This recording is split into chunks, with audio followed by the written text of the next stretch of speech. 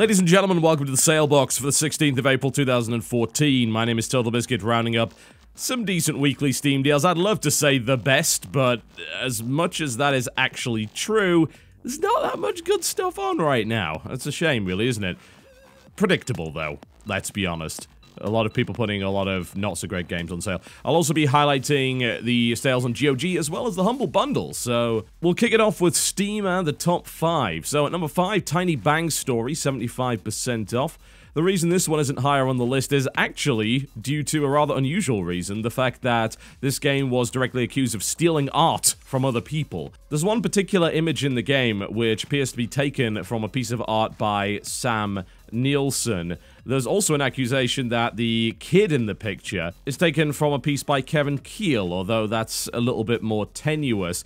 As far as we know, this is the only piece of art in the game that was, quote, stolen.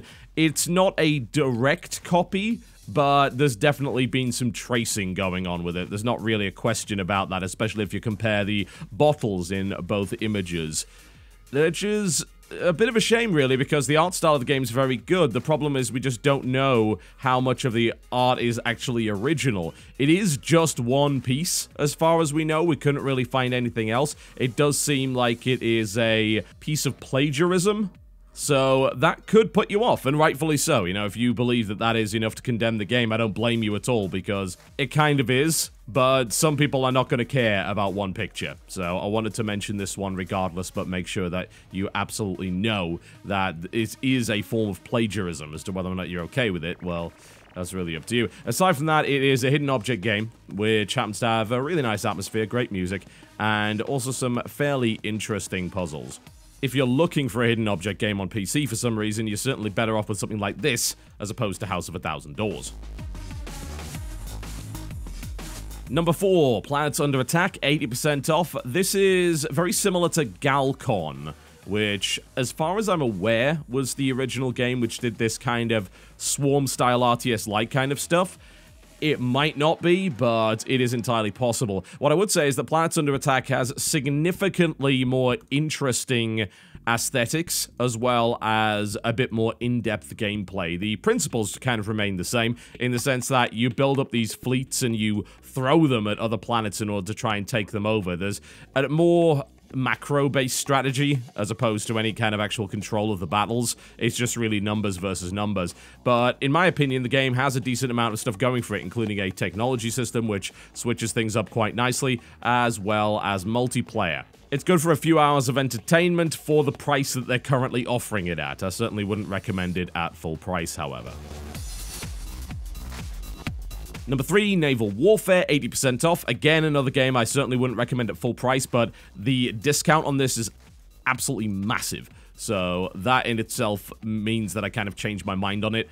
If you are looking for something that is a twin-stick shooter, and also happens to be based in the ocean, then you're not going to find too many options. Naval Warfare has a rather interesting aesthetic.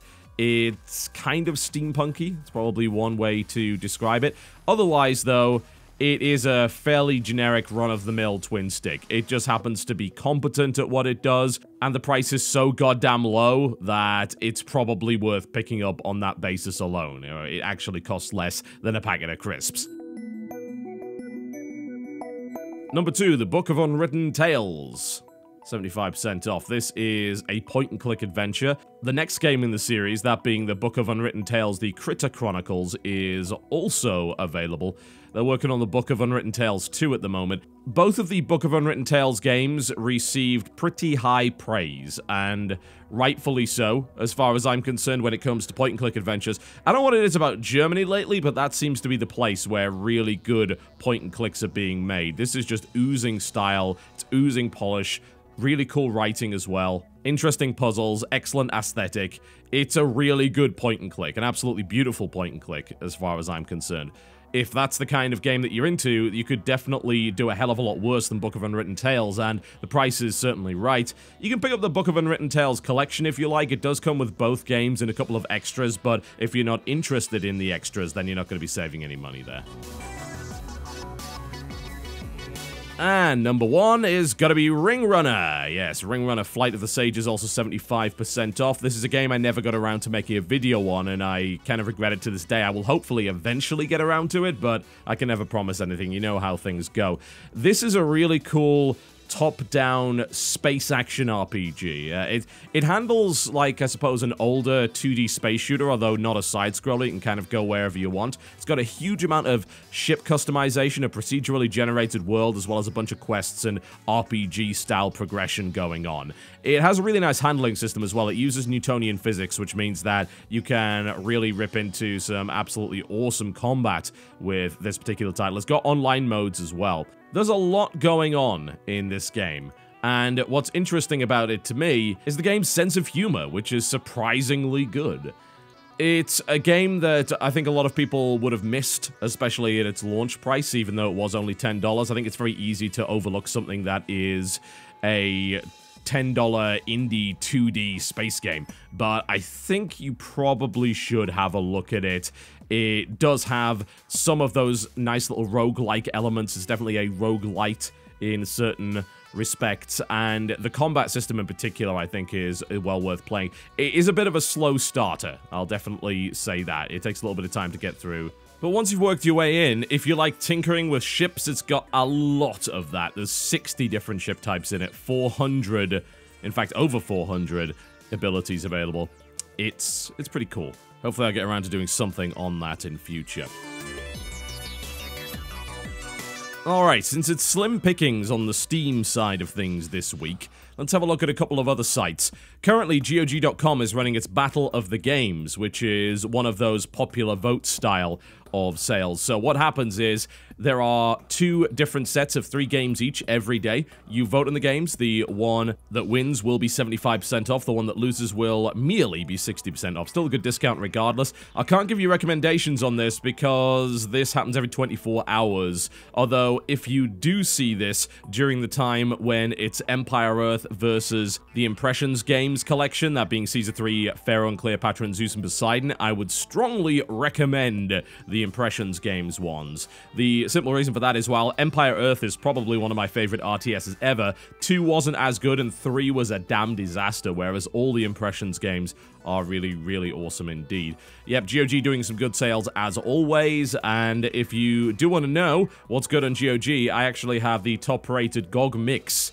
It's called TotalBiscuit's new definitive list of strategy games, which lists pretty much all of the old RTS and management games that I used to enjoy back in the day, and gives them scores and ratings, because you don't have a choice. Yeah, that's the only time you'll ever see me give out scores, so yeah, feel free to have a look at that list. I need to update that, actually, so I'll probably add some more games to it over the next few days. I've popped a link in the description below this video, so you can have a look at it.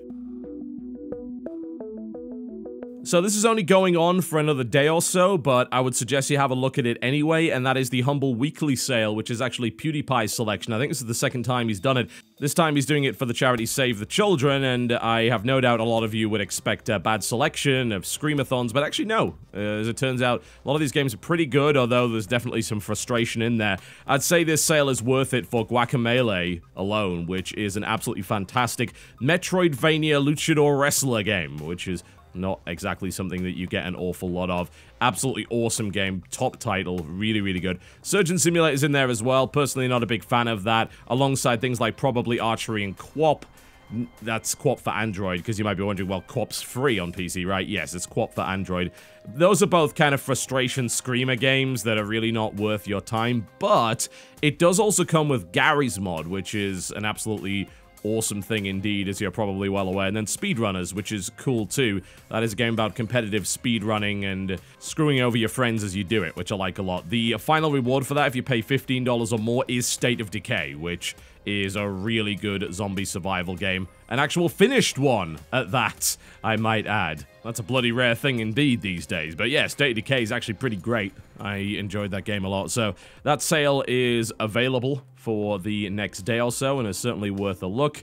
I'd also like to remind you, of course, of the Humble Store, which is currently running a sale on various things, including Nordic Games stuff, that being Darksiders 2, the Red Faction Collection, which in my opinion's kind of a bargain. I'm one of the 3 people in the universe that liked Red Faction Armageddon, so I think that that collection is kind of great as a result. But A lot of people will certainly disagree. You can also pick up Supcom Gold for $5 on there as well. Alright folks, that wraps me up. Thank you very much for watching the sale box. I'll bring you another one when there's actually anything worthy of highlighting. Again, kind of slim pickings. A lot of the really good stuff is going on during the weekends, which is a little difficult to catch, but if they happen to have any good ones this weekend, I'll bring you another one. Thanks for watching, and I'll see you next time.